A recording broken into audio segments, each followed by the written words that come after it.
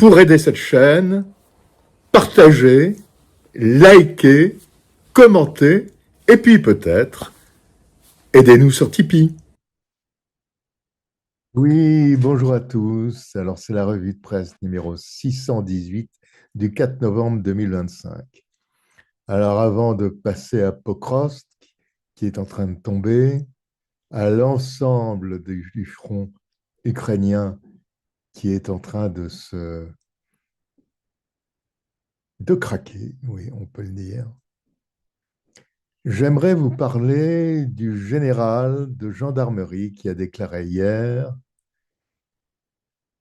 à une audition au Sénat qu'il prévoyait, si la France allait dans une aventure militaire à l'Est, traduction contre la Russie, il prévoyait des problèmes en France.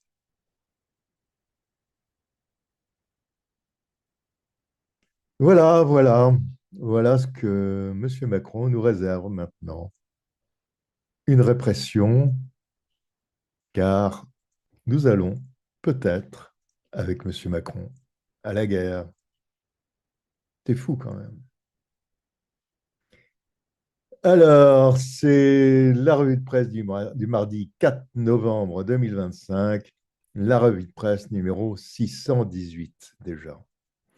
À très bientôt, mes chers abonnés. Au revoir. Si nous avons un engagement majeur à l'Est, par exemple, je pense que ça ne se passera pas sans agitation sur le territoire national. Je pense que nous pourrons avoir l'action de proxy, des actions de sabotage, mais aussi des manifestations. Je ne suis pas sûr que tous nos concitoyens soient favorables à ce type d'engagement, par exemple. Donc je pense qu'on pourra avoir de l'agitation. Donc c'est, je pense, à cette hypothèse à laquelle nous devons nous préparer. Oui, alors, avant la revue de presse, j'aimerais vous rappeler ce que disait Poroshenko, le président Poroshenko, qui parlait des russophones du Donbass. C'était il y a 10 ans.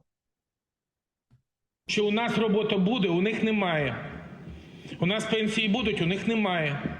У нас піклування під людей, під пенсіонерів, під дітей буде, у них немає. У нас діти підуть до школи, до дитячих садків, у них вони будуть сидіти в підвалах, бо вони нічого не вміють робити. І так, і саме так.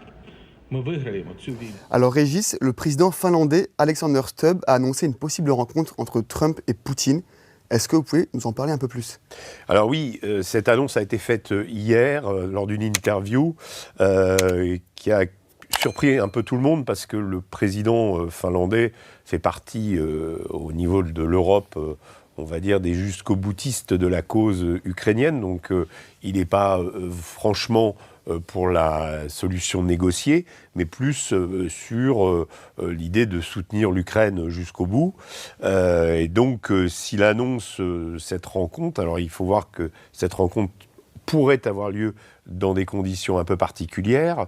Ça se ferait en marge du sommet du G20 qui a lieu à la fin du mois de novembre, à Johannesburg, en Afrique du Sud. Le président Zelensky a annoncé l'arrivée en Ukraine d'un nouveau système Patriot en provenance d'Allemagne, et cela pour renforcer la défense aérienne ukrainienne, déjà mise à mal par les Russes, et qui est en plus sollicitée quasiment tous les jours. Direction, sans plus attendre, la carte, où il y a eu de nouvelles frappes ukrainiennes sur le territoire russe.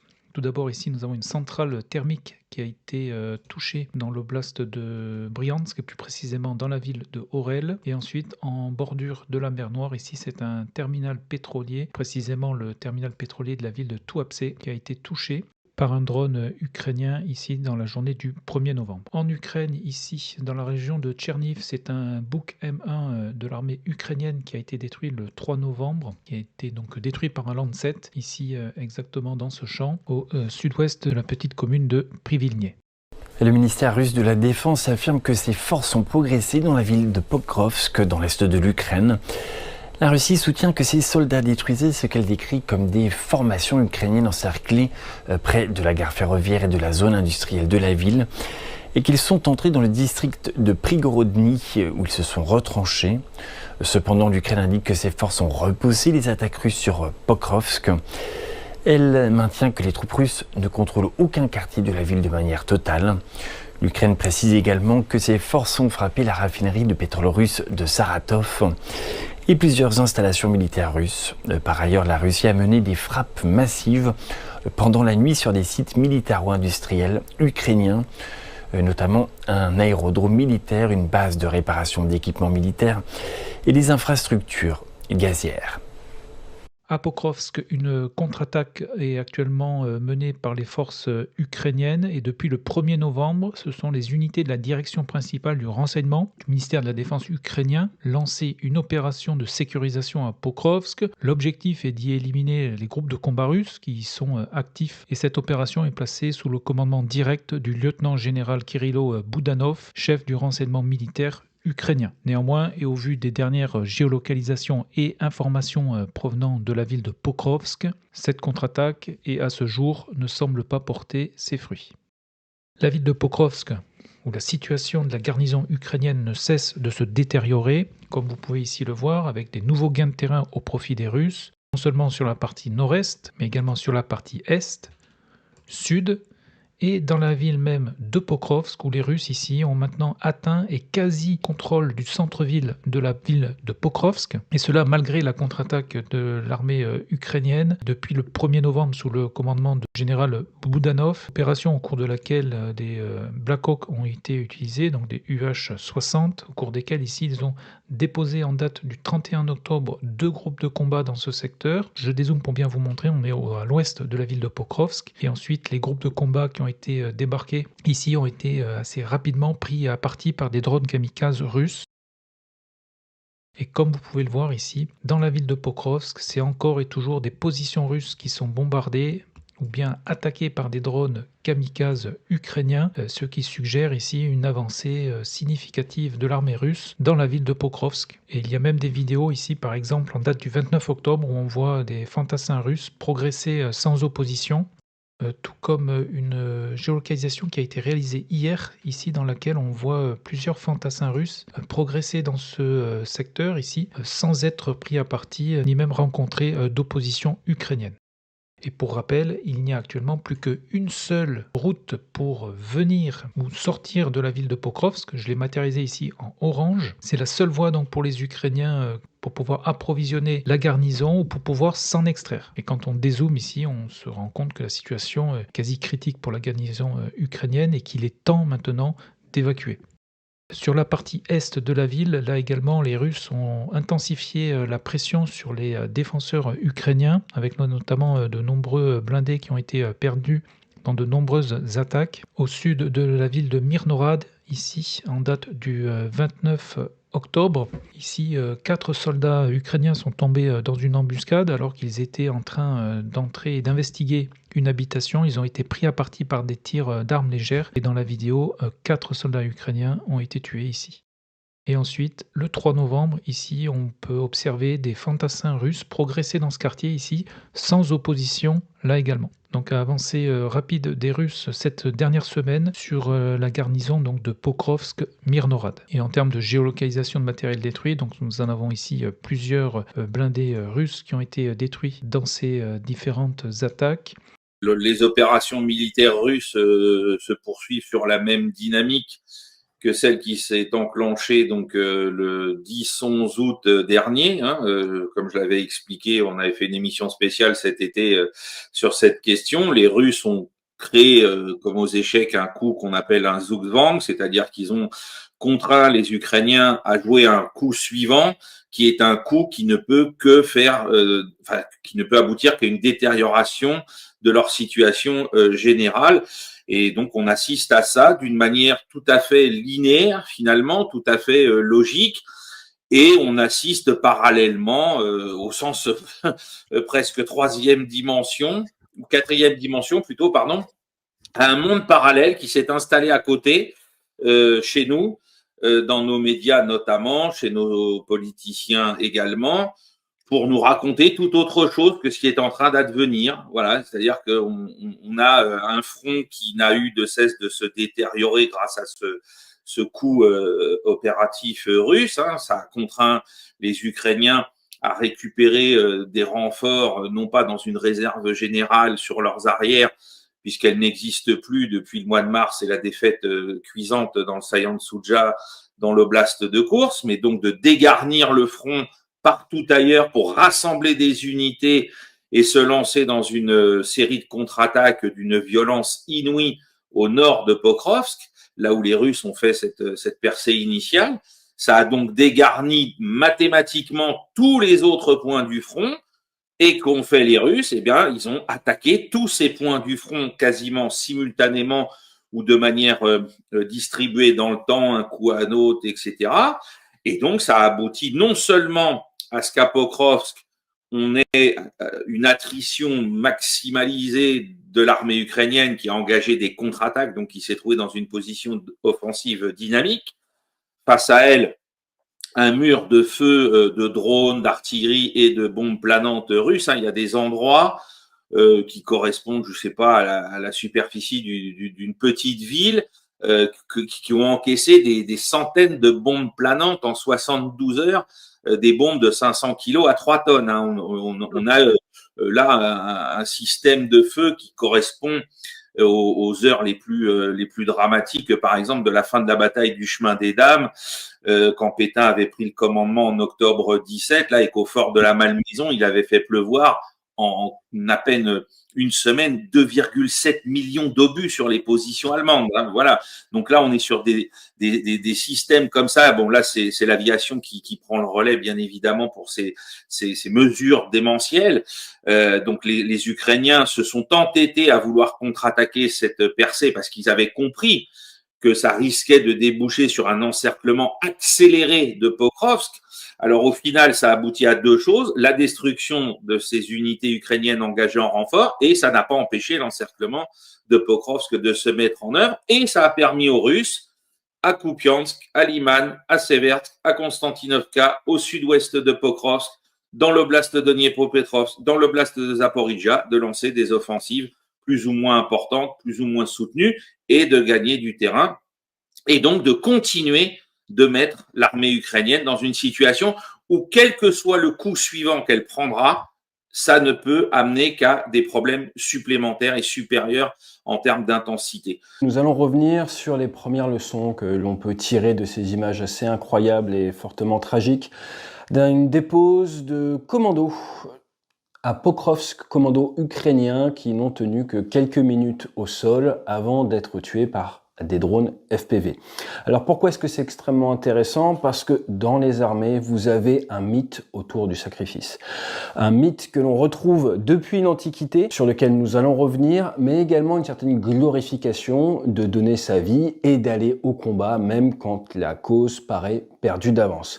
Maintenant, il y a un problème, c'est à ma connaissance, pour la première fois dans l'histoire de la guerre, eh bien on a ces images en temps réel et surtout l'attrition, la perte de ces hommes valeureux qui sont allés mourir pour leur pays est due à des petits drones. Et on va pas se mentir, je pense que ces images auront un énorme impact sur le consentement des hommes et des femmes au sacrifice ultime, au combat. Voir quelles leçons ces images peuvent dès à présent donner aux armées occidentales, car il y en a. Maintenant, attention, j'ai forcément un fort biais par rapport à ces images, par rapport à cette histoire. J'ai tué pour la France, en militaire en opération, et le gros de mes missions était d'appuyer des forces spéciales, comme celles que l'on voit là, au sol, et de s'assurer que ce qui s'est passé là en Ukraine ne leur arrive pas. J'ai donc eu la chance de côtoyer ce type d'hommes et de femmes, de savoir leur état d'esprit, pourquoi ils font ce type de sacrifice, et moi-même, à une époque, d'accepter de mourir pour mon pays si le besoin en était. J'ai de la chance, je suis là ici aujourd'hui devant vous.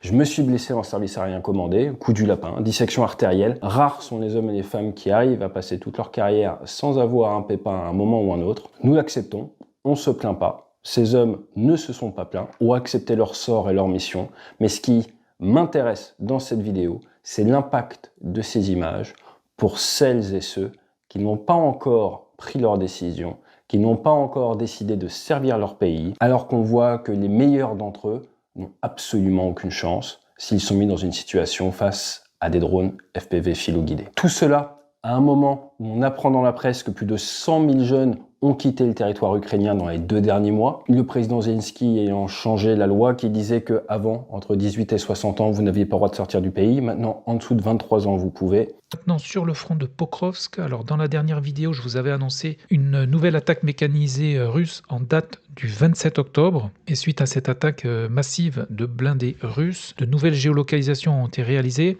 essentiellement entre le 25 et le 28 octobre. Géolocalisation donc de matériel russe détruit. Et vous pouvez ici vous rendre compte de l'ampleur des pertes russes, mais aussi des blindés qui ont été engagés donc dans ces attaques. Donc ici, vous avez plusieurs géolocalisations de blindés russes qui ont été donc détruits ou endommagés donc dans cette fameuse attaque du 27 octobre. Donc comme vous pouvez voir, le nombre est très important pour des gains quasi nuls cette dernière semaine. Par contre, ce qu'on a noté ici, c'est que l'infanterie ukrainienne a été bombardée ici le 2 novembre à l'est de Novié-Chakovié, ce qui sous-entend ici qu'il n'y a plus de liaison entre les unités russes qui sont isolées maintenant sur le nord et la partie sud qui est sous contrôle de l'armée russe. Et le village de Novié-Chakovié ici est passé sous contrôle de l'armée ukrainienne cette dernière semaine. Ce que cette vidéo nous montre, c'est ce côté déshumanisant du combat moderne. Et vous pouvez être le John Rambo, le meilleur militaire de votre génération, face à un petit drone philo-guidé. Votre engagement peut être vu comme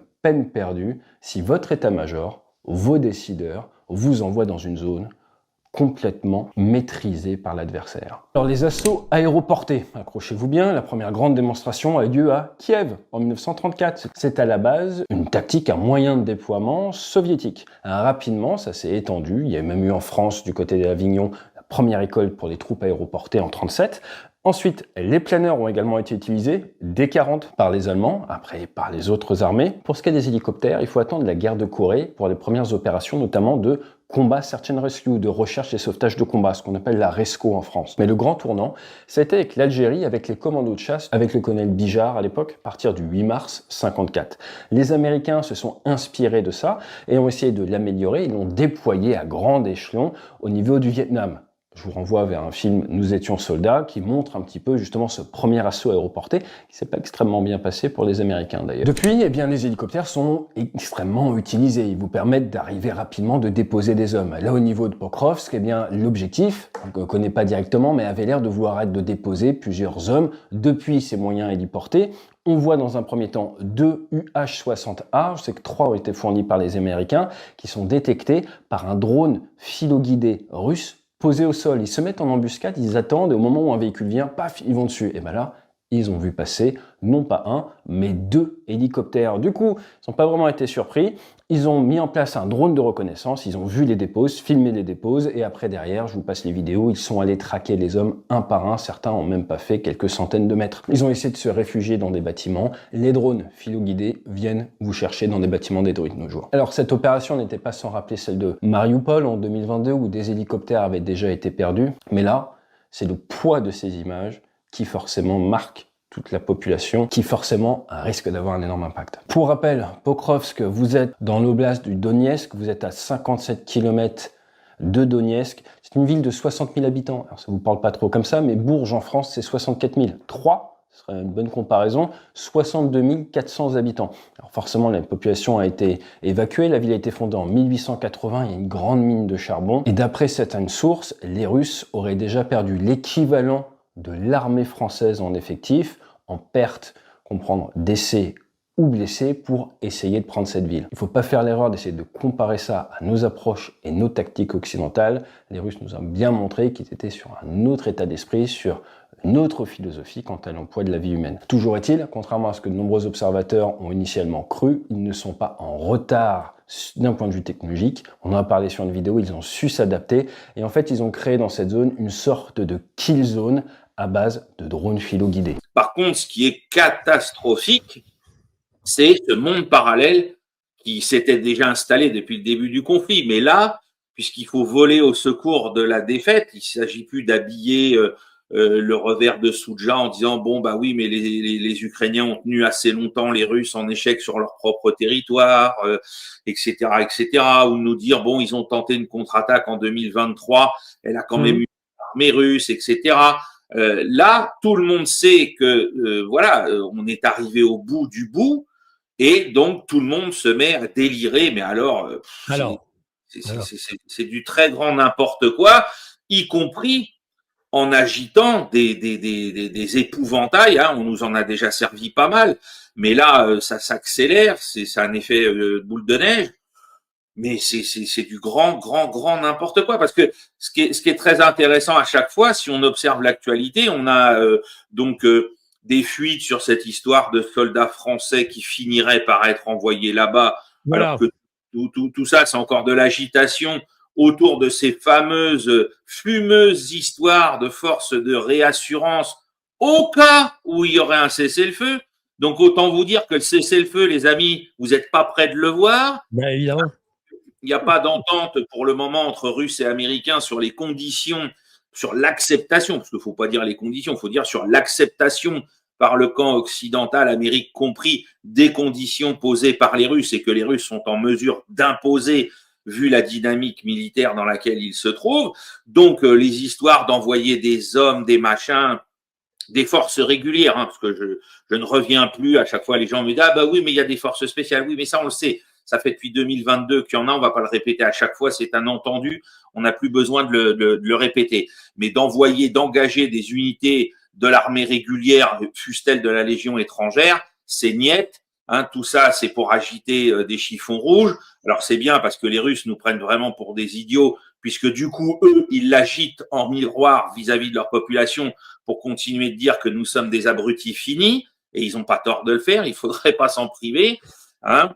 Et concomitamment à ça, encore la semaine dernière, on a les gens des forges de Bretagne, hein, qui sont responsables de la fabrication de chaînes de fabrication, je ne vais pas dire de la fabrication, je vais trop loin, de la chaîne de fabrication d'environ 250 000 obus par an.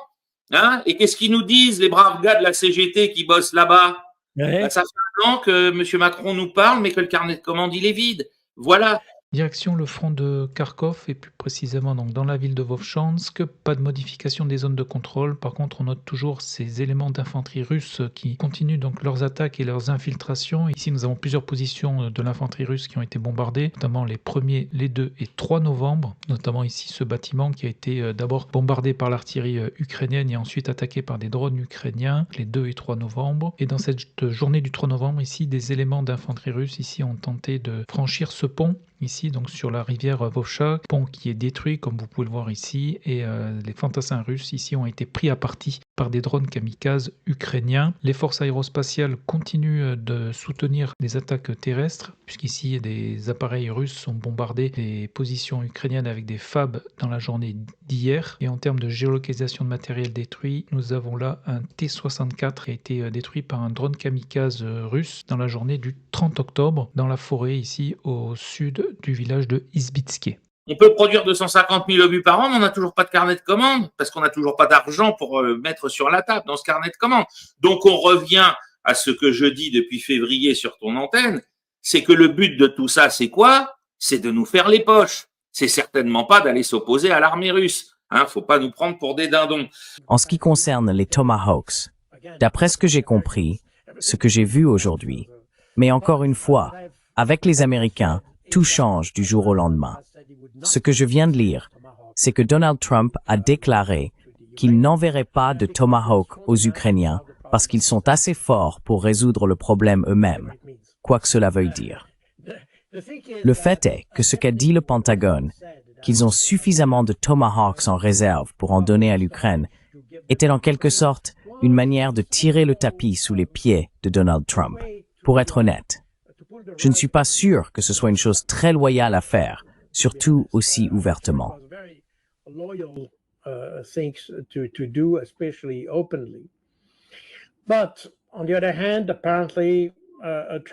Mais d'un autre côté, apparemment, Trump n'a pas joué le jeu avec le Pentagone et a dit « Eh bien d'accord, nous en avons assez, mais les Ukrainiens ont suffisamment de capacité pour le faire eux-mêmes.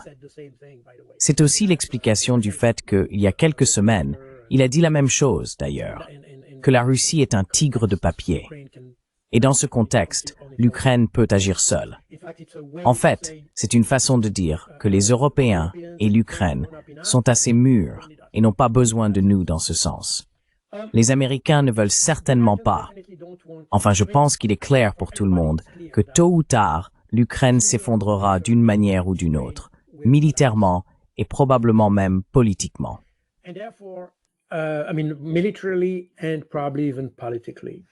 On se déplace sur le front de Louhansk. Ici, dans la partie nord de ce front, le village de Kamianka est maintenant passé sous contrôle de l'armée russe et ces derniers ici ont sécurisé plus de 10 km² de terrain dans ce secteur. On se déplace vers le sud en direction donc de la ville de Kupiansk où les Russes continuent d'augmenter la pression dans le centre de la ville. On constate toujours ici la présence de fantassins russes qui sont bombardés maintenant dans la partie sud de la ville. Les forces aériennes ukrainiennes tentent de freiner ici l'avancée russe, notamment ici en bombardant le secteur avec des JDAM dans la journée du 26 octobre. Et l'information de cette dernière semaine, c'est qu'il y a actuellement des tentatives ukrainiennes de couper le saillant russe au nord de Kupiansk, puisqu'il y a eu plusieurs attaques dans ce secteur. J'en avais déjà mentionné dans la précédente vidéo. Ici exactement, et dans la journée du 2 novembre, nous avons ici deux géolocalisations. Tout d'abord une position ukrainienne qui est attaquée par des drones kamikazes russes dans la journée du 2 novembre, donc on se situe au nord de la ville de Kupiansk et à l'est donc de la commune de Moskovka. Et ensuite, nous avons ici deux blindés ukrainiens, précisément deux M113, qui ont attaqué donc depuis le nord, depuis le secteur de Chapkivka-Mana. Ils ont emprunté ici cette bande forestière et ils ont été ensuite interceptés par des drones russes dans ce secteur exactement. Sur la vidéo, un des deux M113 est immobilisé. Des soldats ukrainiens débarquent de ces derniers puis sont également attaqués par des drones kamikazes. Donc ce secteur, je l'ai passé donc maintenant dans la zone grise puisqu'il est actuellement disputé et il était précédemment sous contrôle de l'armée russe. Suite justement à l'effondrement là qui est en cours à Pokrovsk, pour nous dire, Madame Alapoedi, spécialiste en stratégie militaire, qui a des renseignements qui viennent du Kodesh HaKodashim, du quartier général de l'armée ukrainienne, pour nous dire, non, mais attendez, à Pokrovsk, les amis, la situation est tenue par l'armée ukrainienne, j'ai des informations de première main, des contre-attaques sont en cours.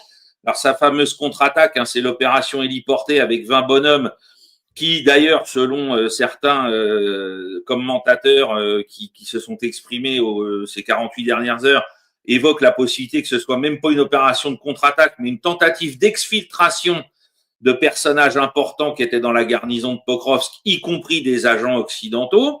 Voilà, et j'insiste bien sur le mot agent et pas le mot soldat, où faut pas confondre les deux métiers. Ou éventuellement des mercenaires de renom. On sait qu'à Mariupol, il reste une grande incertitude qu'on résoudra peut-être un jour sur le fait qu'il y avait des officiers en congé de l'OTAN qui étaient sur place. Ouais. On a même parlé de 30 agents de la DGSE, etc. Bon, rien de tout ça n'a pour le moment été prouvé. De nouveau, nos médias ont complètement faussé notre perception du conflit et cette mauvaise perception du conflit ouvre la porte aujourd'hui à des théories carrément conspirationnistes. Alors bon, la RTS, tout ça, ils développent des théories de la conspiration en permanence. Simplement, c'est des théories de la conspiration qui sont acceptées par tout le monde, mais ce sont des théories de la conspiration techniquement. C'est-à-dire cette idée qu'il y a une grande machination contre l'Occident, etc.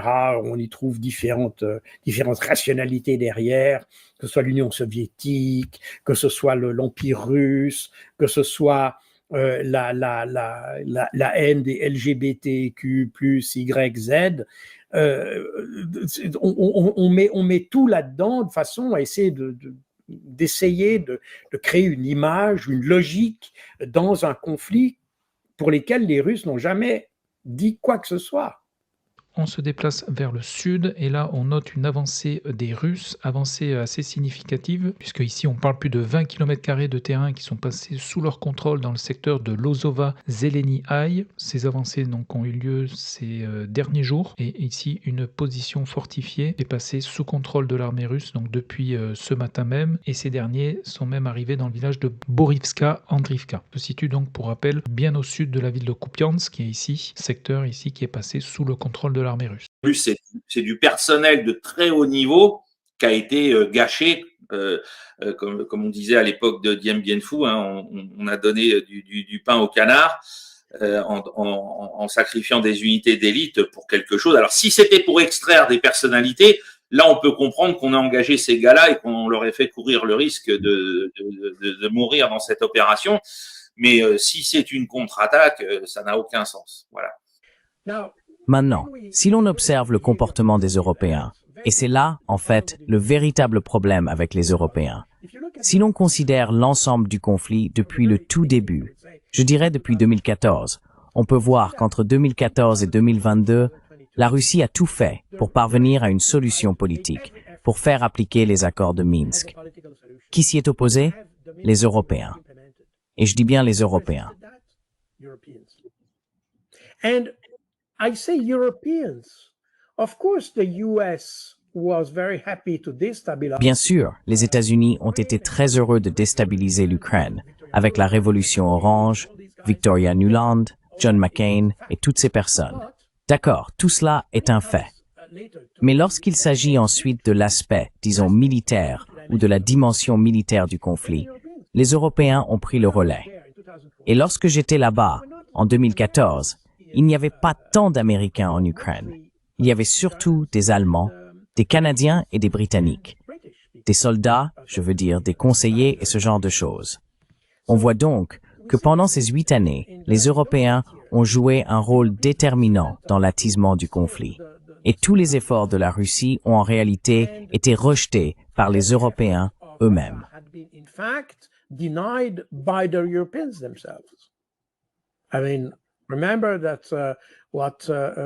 Je veux dire, souvenez-vous de ce que François Hollande, Emmanuel Macron, Angela Merkel et d'autres ont dit à propos de la mise en œuvre des accords de Minsk. Ils ont tout fait pour éviter de les appliquer. De 2022 jusqu'au début de cette année, on pouvait dire « Oh non, c'est faux, ce n'est pas tout à fait vrai ». Mais je dirais qu'en 2022, disons-le ainsi, l'Ukraine a réellement fait tous les efforts possibles pour parvenir à une solution politique. Elle a essayé à plusieurs reprises, en février 2022, en mars 2022 et en août 2022. Et chaque fois, ces efforts ont été bloqués par les Européens, même pas par les Américains. Sur Liman, on note toujours ici une présence de l'armée russe à l'est de la ville. Ici, une de leurs positions a été attaquée par des drones kamikazes ukrainiens le 29 octobre. Et dans la ville de Yampil, précédemment, c'était des positions russes qui avaient été bombardées dans la partie est. Et cette fois-ci, ce sont des positions ukrainiennes qui ont été bombardées à l'est de Yampil le 1er novembre, ce qui suggère ici une contre-attaque locale des forces armées ukrainiennes. Donc à l'est de Yampil. Pour rappel, Yampil se situe au sud-est de Liman. Liman qui est la principale ville ici, dans cette zone. Alors, en effet, les réactions des Occidentaux donnent cette impression, même la tension nucléaire. Il semble ne plus savoir à quel sein se vouer. Trump lui-même parle de retour d'essais nucléaires parce qu'il semble être quelque peu jaloux des nouveaux missiles russes. Et puis, il y a aussi toujours cette histoire de Tomahawk qui traîne, mais a priori pas de Tomahawk de toute façon, même malgré les folles espoirs des Occidentaux et des Européens sur le sujet. Non mais alors, ce qui est terrifiant au niveau de la dénomination des choses, les essais nucléaires, ça veut dire que vous faites détonner des munitions nucléaires quelque part. Alors nous, c'était à Mururoa. Avant, c'était dans le désert du Sahara, aux confins de ce qu'était l'Algérie française. Bref, les Américains, c'est dans le Nevada. Hein, ils n'ont pas déménagé beaucoup depuis le projet Manhattan. Et les Russes, ça a été en Sibérie, etc. Donc, ce que les Russes ont fait ces dernières semaines, ce sont des essais de vecteurs. Ils n'ont pas fait péter de bombes. Ils C'est ont ça. fait des essais de vecteurs, de nouveaux vecteurs, qui peuvent embarquer l'arme nucléaire, pas forcément, et puis surtout qui sont, et là c'est la nouveauté, à propulsion nucléaire. Voilà, c'est avec des mini-réacteurs, des réacteurs nucléaires miniaturisés qui sont extrêmement, semble-t-il, intéressants à étudier. Mais ils n'ont pas fait péter de bombes, et donc ils n'ont pas repris d'essais nucléaires. Ils ont fait des essais comme tout le monde en fait. Nous-mêmes Français, on vient d'en faire. On vient de tester nos derniers missiles, nos derniers vecteurs de notre force de dissuasion nucléaire embarqués sur nos sous-marins nucléaires lanceurs d'engins.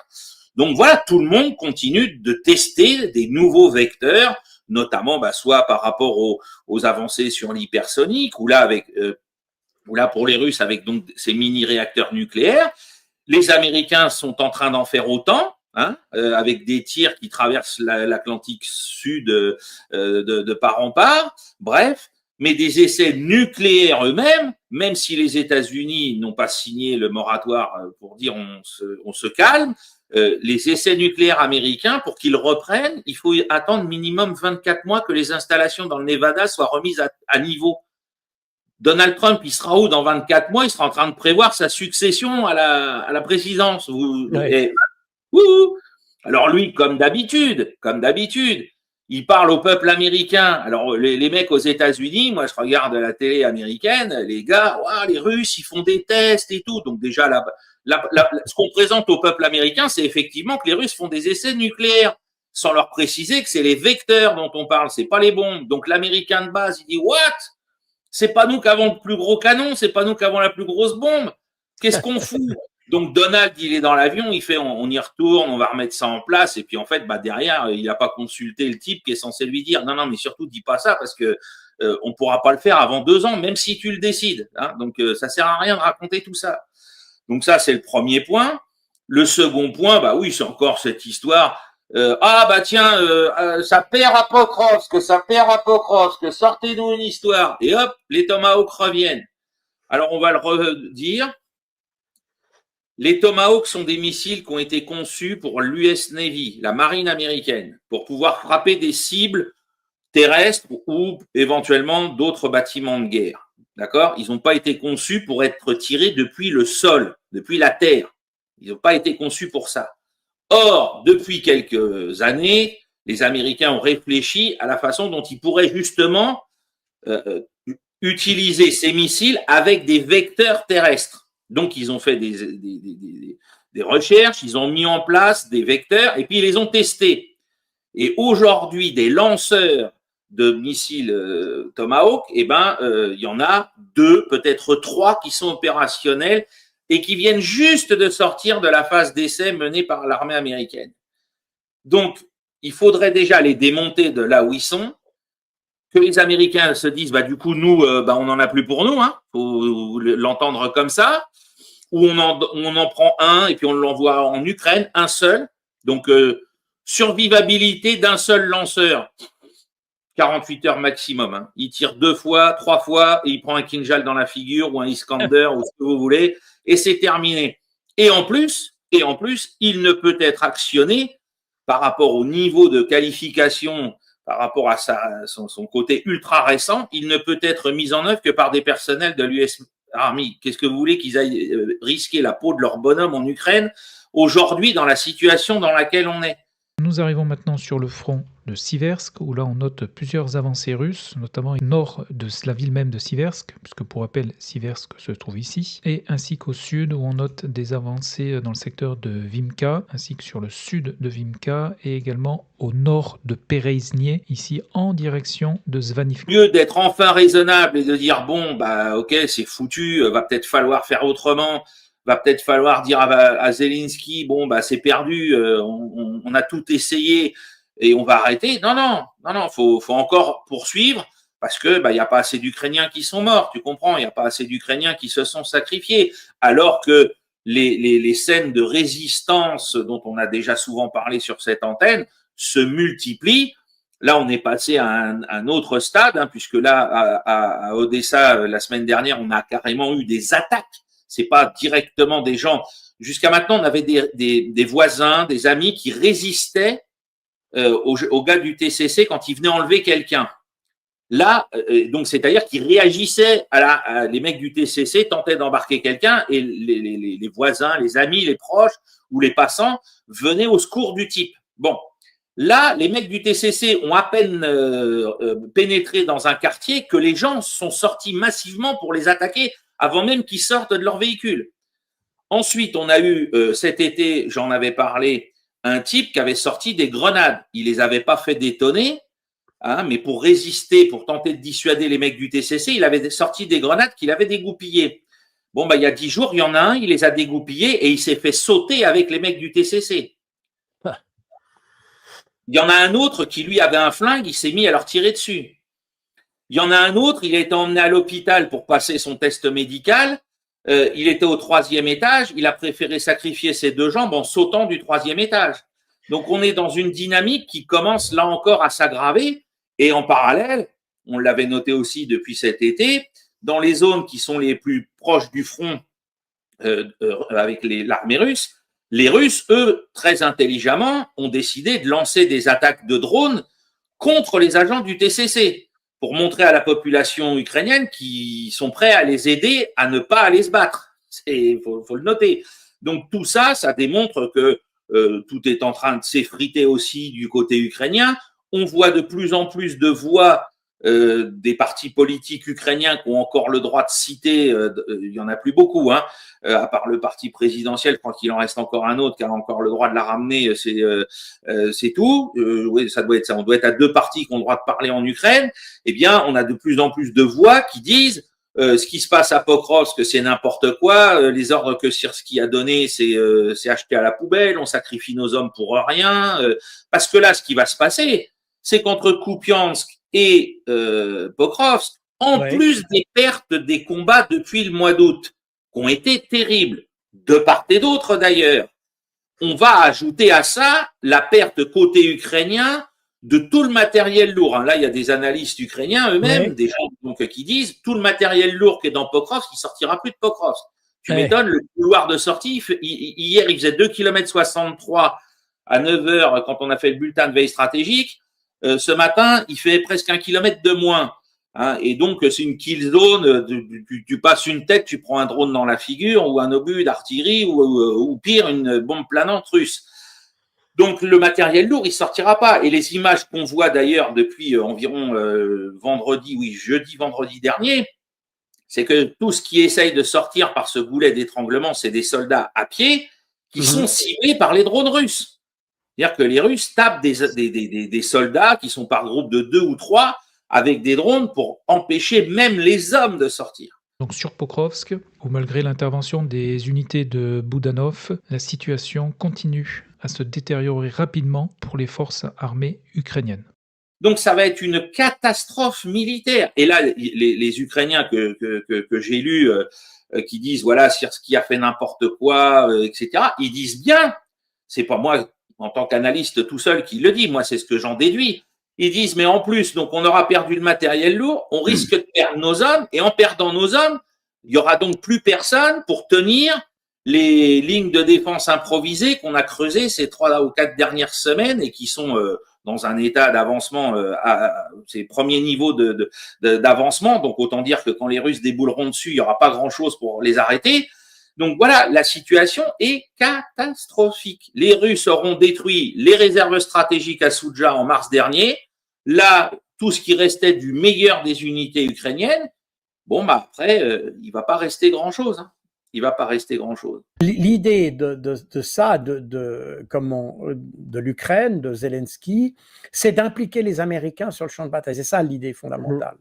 À la limite, c'est pas tellement les missiles, c'est surtout le fait que les Américains soient impliqués. Et c'est aussi pour ça que les pays européens sont plutôt favorables à l'idée des Tomahawk parce que ça retiendrait les Américains sur le théâtre européen. Et l'idée d'avoir une menace concrète russe Et de nouveau, on voit que le narratif a dû être ajusté parce que pendant des mois, pour ne pas dire des années maintenant, on nous a dit que la Russie était faible, qu'elle n'arrivait pas à avancer. Encore, il y a quelques jours, j'entendais une intervention d'un conseiller militaire suisse sur la RTS. Je ne veux pas citer son nom pour ne pas lui faire honte parce que c'était d'un niveau quand même assez primitif, qui disait que les Russes n'avancent pas, qu'on est sur une sorte de status quo. Et par conséquent, on a donné l'impression que les Russes n'arrivaient à rien faire. Puis tout d'un coup, ils deviennent notre principale menace, puisque le chef d'état-major des armées françaises, le général Burkhardt, avait dit il y a quelques semaines que d'ici 5 ans, les Russes pourraient attaquer la France et que leur objectif était la France. Donc, de nouveau, on a ce côté un peu nombriliste de penser que chacun est l'objectif de la France. Dans quel but? Oui. Comment? Déjà, tout ça n'a ni queue ni tête, parce que si les Russes avaient par exemple, disons,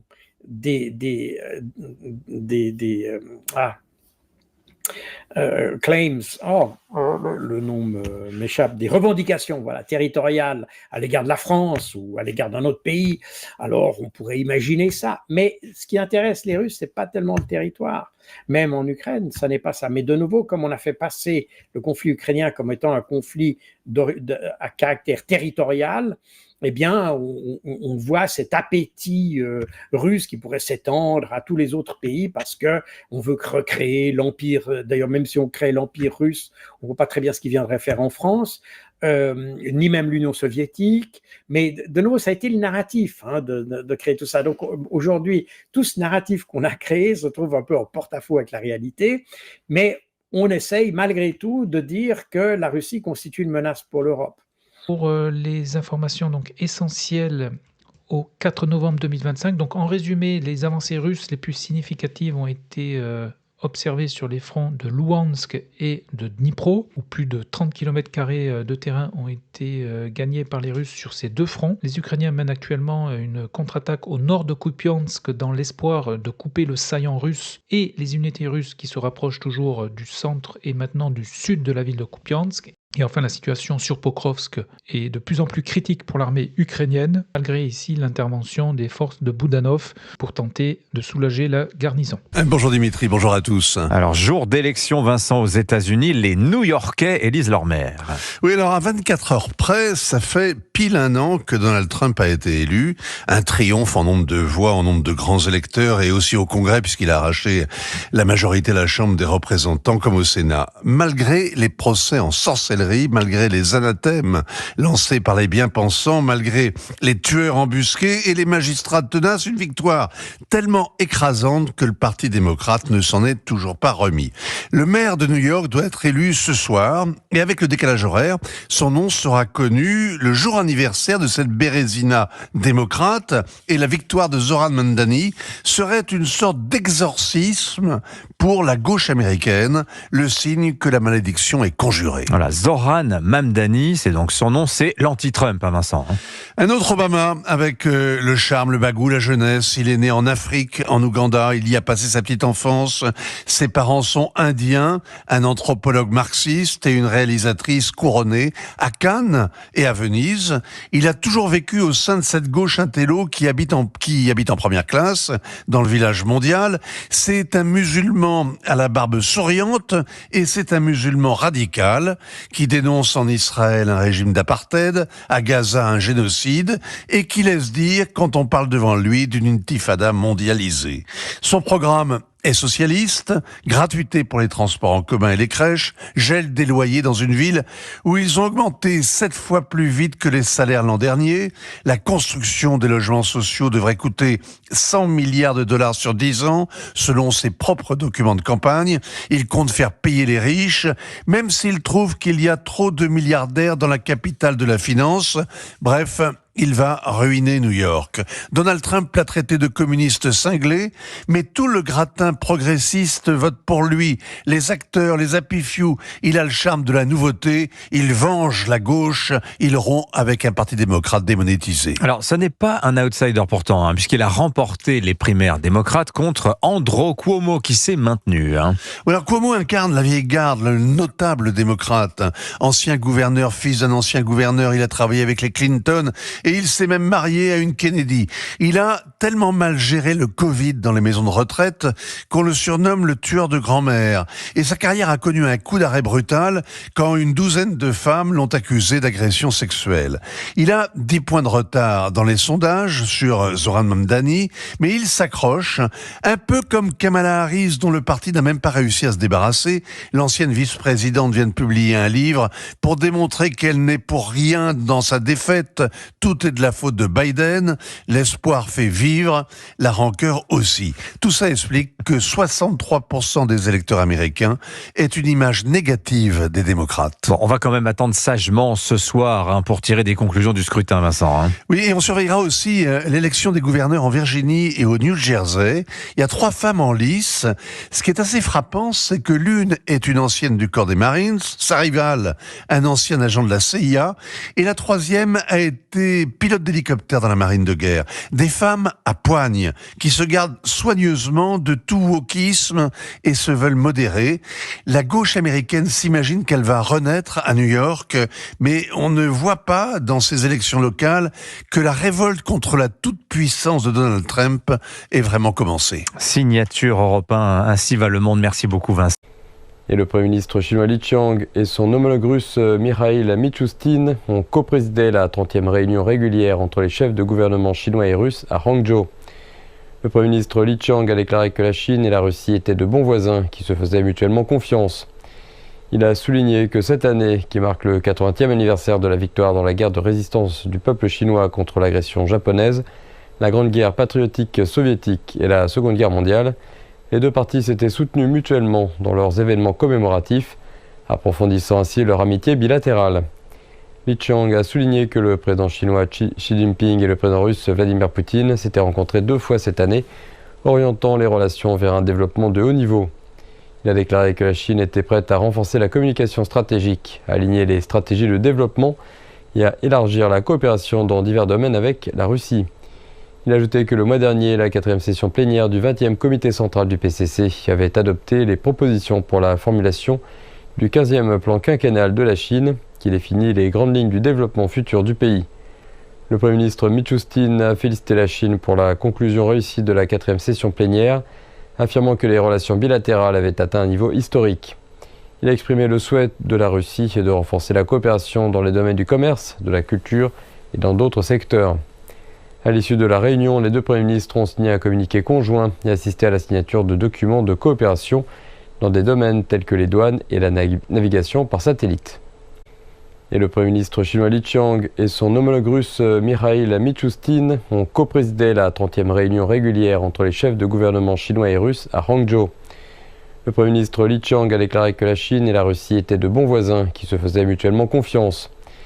Il a souligné que cette année, qui marque le 80e anniversaire de la victoire dans la guerre de résistance du peuple chinois contre l'agression japonaise, la Grande Guerre patriotique soviétique et la Seconde Guerre mondiale, les deux parties s'étaient soutenues mutuellement dans leurs événements commémoratifs, approfondissant ainsi leur amitié bilatérale.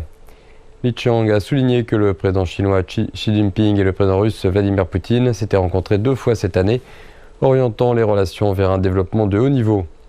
Il a déclaré que la Chine était prête à renforcer la communication stratégique, à aligner les stratégies de développement et à élargir la coopération dans divers domaines avec la Russie. Il a ajouté que le mois dernier, la 4e session plénière du 20e comité central du PCC avait adopté les propositions pour la formulation du 15e plan quinquennal de la Chine, qui définit les grandes lignes du développement futur du pays. Le Premier ministre Mishustin a félicité la Chine pour la conclusion réussie de la 4e session plénière, affirmant que les relations bilatérales avaient atteint un niveau historique. Il a exprimé le souhait de la Russie de renforcer la coopération dans les domaines du commerce, de la culture et dans d'autres secteurs. À l'issue de la réunion, les 2 premiers ministres ont signé un communiqué conjoint et assisté à la signature de documents de coopération dans des domaines tels que les douanes et la navigation par satellite.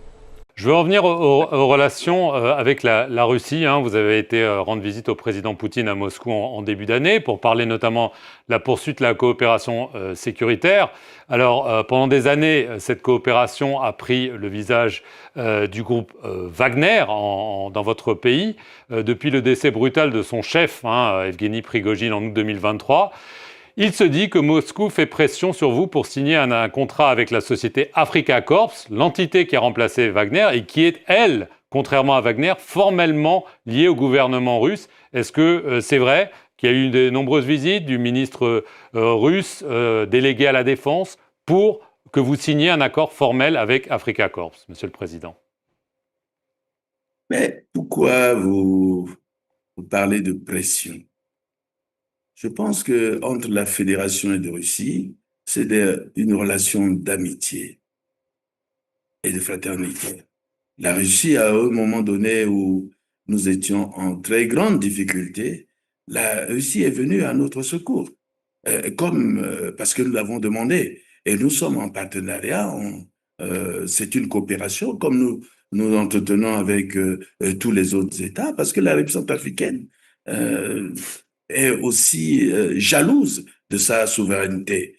Et nous travaillons vraiment en bonne intelligence avec la Fédération de Russie, comme avec d'autres pays. Et vous parlez que tout ça, c'est toujours Wagner et tout ça. C'est toujours des propos pour essayer de noircir, beaucoup de désinformation.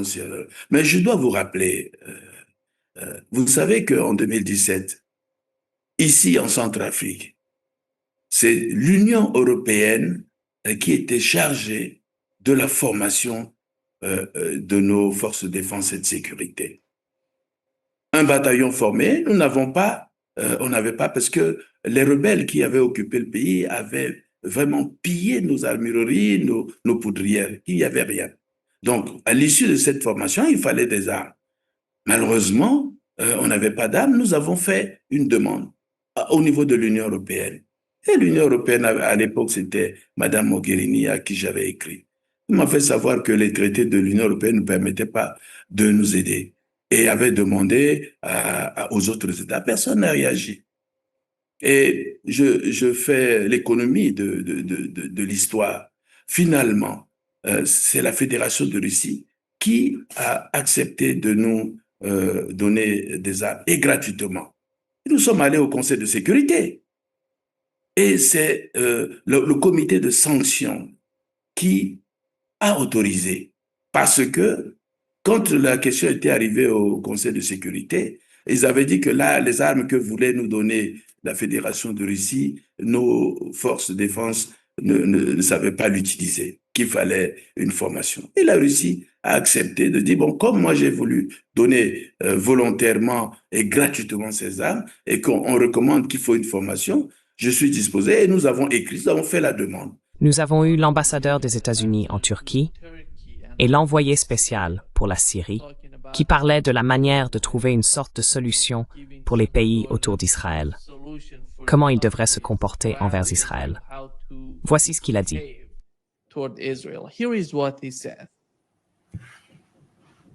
Notre recommandation est que les pays limitrophes d'Israël doivent parvenir à une résolution frontalière. Israël a été très clair.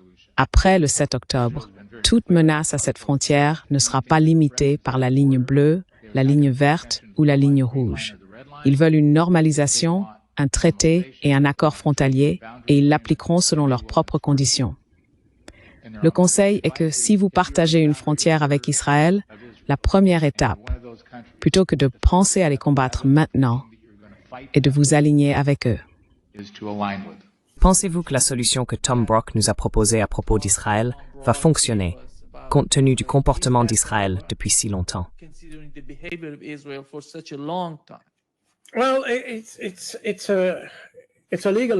Eh bien, c'est en réalité une question juridique, car le problème qui a commencé le jour même de la création d'Israël, et même la veille, pour être précis, le 13 mai 1948, est que le comité chargé de décider de la création de l'État d'Israël a choisi de ne pas définir les frontières du futur État. Depuis ce moment-là, Israël n'a pas de frontières officielles. Les frontières que l'on voit sur les cartes courantes sont ce que l'on appelle la ligne verte, qui est en réalité la ligne de cessez-le-feu établie en 1949. Nous avons tendance à la désigner comme les frontières du 4 juin 1967, car ce sont celles qui étaient en vigueur juste avant la guerre des 6 jours. Mais en réalité, la ligne verte n'est qu'une ligne de cessez-le-feu. That the green line is only a ceasefire line. So it's not an international border. That's very Donc ce n'est pas une frontière internationale. C'est très important à comprendre. the borders of Israel. Maintenant, les frontières d'Israël n'ont jamais été définies, comme je l'ai dit. L'ONU a demandé à plusieurs reprises qu'Israël définisse légalement ses frontières, mais Israël a toujours refusé. La raison en est politique. Israël a été créé par une faction du Likoud, issue du mouvement sioniste dit révisionniste. C'est la même faction qui constitue aujourd'hui la branche du Likoud à laquelle appartient Benjamin Netanyahou. Et cette faction, cette soi-disant faction révisionniste, pourquoi l'appelle-t-on révisionniste? Parce que ces sionistes ont demandé au Royaume-Uni de réviser sa décision de donner la Transjordanie, qu'on appelle aujourd'hui la Jordanie, à la tribu hachémite. To the Hashemite tribe. And in the early 20s, the Hashemite were Au début des années 1920, les Hachémites furent expulsés d'Arabie saoudite et ne possédaient plus de territoire. À cette époque, le Royaume-Uni détenait le mandat d'administration de la Palestine et attribua la Transjordanie aux Hachémites. C'est ainsi que la Jordanie fut créée, en réalité. Mais cela ne résulta d'aucun processus démocratique. Ce fut une décision unilatérale du Royaume-Uni. Les sionistes, quant à eux, ont toujours affirmé que l'ensemble de la Palestine devait leur appartenir, ce qui inclut donc aussi la Transjordanie. Cela comprend également d'ailleurs la Cisjordanie, appelée aussi Cisjordan, qui se situe sur la rive ouest du Jourdain et faisait autrefois partie de la Palestine. Israël a rendu les corps de 45 Palestiniens à Gaza après la remise par le Hamas des dépouilles de 3 autres otages israéliens. En vertu de l'accord de cessez-le-feu avec la médiation assurée par les États-Unis, l'État hébreu doit rendre les corps de 15 Palestiniens pour chaque Israélien décédé remis par le Hamas. Israël a confirmé que les dépouilles des 3 otages étaient celles du capitaine américano-israélien Omer Neutra, du caporal Os Daniel et du colonel Assaf Hamami, l'officier le plus haut gradé tué par le Hamas. Plus de 60 000 personnes ont fui El Fasher dans les jours qui ont suivi la prise de la ville par les forces de soutien rapide. Certaines ont réussi à rejoindre Tawila à une 50aine de kilomètres de là, à pied.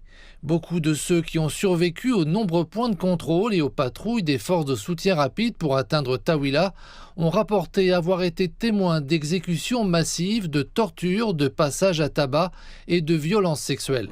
Lorsque nous avons quitté El Fasher, les combats étaient intenses, ils nous obligeaient à courir vers l'ouest. Nous avons couru très vite, et lorsque nous sommes arrivés à la moitié du chemin, nous avons perdu tout sens de l'orientation et nous avons commencé à courir vers l'inconnu. Mais nous avons continué à courir. Nous n'avions pas d'autre choix. Nous avons beaucoup souffert en chemin. Dans les rues le long de notre route, nous avons trouvé beaucoup de cadavres. Nous avons trouvé des cadavres de femmes et de jeunes. Il n'y a personne pour les enterrer. D'innombrables personnes sont mortes, y compris mon fils, un soldat, qui a été tué à El Fasher. Un autre de mes fils a été blessé à la poitrine et à l'œil, il a été opéré hier. Les bombardements aveugles tuent au moins 30 à 40 personnes chaque jour. Nous avons été témoins de tant de souffrances à El Fasher, mais nous n'avons jamais rien vu de tel depuis notre enfance. Les routes sont pleines de bandits à moto et à dos de chameau. Ils battent les gens, volent leur argent et tout ce qu'ils possèdent, même leur couverture. Selon l'ONU, le nombre de déplacés à Tawila a presque triplé entre mars et septembre, passant de plus de 230 000 à plus de 650 000 à l'intérieur du pays. Les communautés d'accueil sont débordées par l'arrivée de ces personnes qui trouvent peu de nourriture, de médicaments et d'abris à leur disposition. Les gens souffrent terriblement de la faim. Beaucoup sont morts de malnutrition, de paludisme, d'anémie et de mauvaises formes physiques. Beaucoup d'autres ont été déplacés de force vers le camp de réfugiés d'Al-Daba dans l'État du Nord.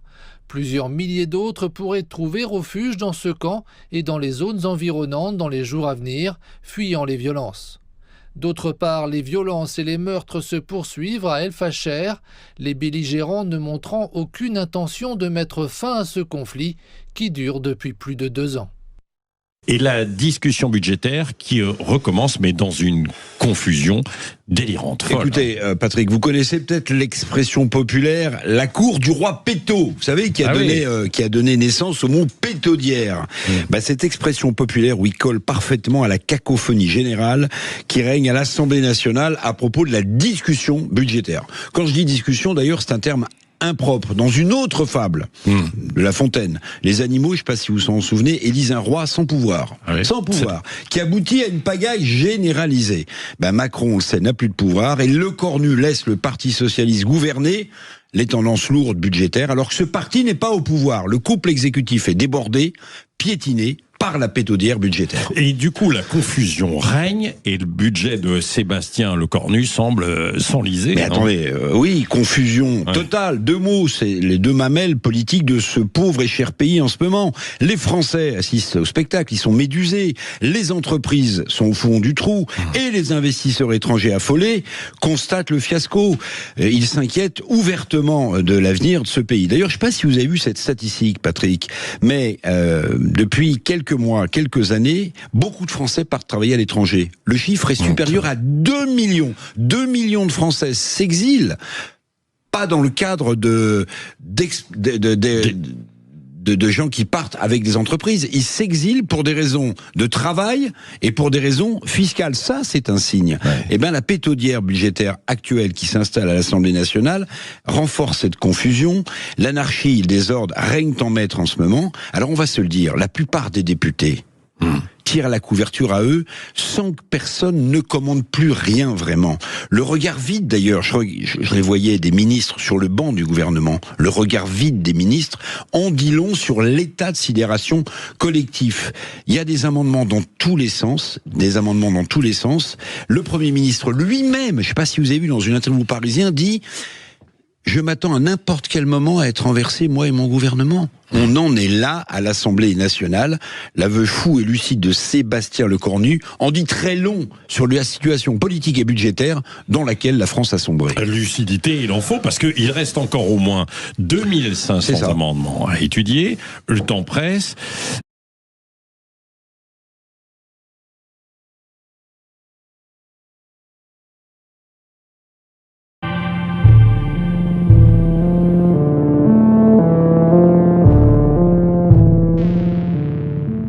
Alors, pour aider cette chaîne, partagez, likez, commentez, et puis peut-être, aidez-nous sur Tipeee.